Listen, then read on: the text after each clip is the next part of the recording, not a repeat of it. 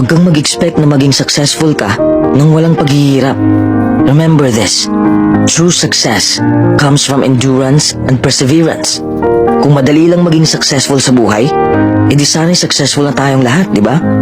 Huwag mong iasa sa swerte ang buhay mo. Invent opportunity and embrace your failures. Maraming taong hihila sa'yo pababa, pero huwag kang magpapahila sa kanila. Huwag kang makinig sa mga taong toxic. Oo, mapapagod ka sa iyong paglalakbay. Dadaanan mo ang mahihirap na sitwasyon. Darating ka sa punto na mawawalan ka na ng ganang gawin ang passion mo at mabibigo ka. Ang punto ko lang, the next time you fail at something, congratulate yourself. It is an achievement. You're one step closer to actual success. Marami kang matutunan sa kabiguan mo.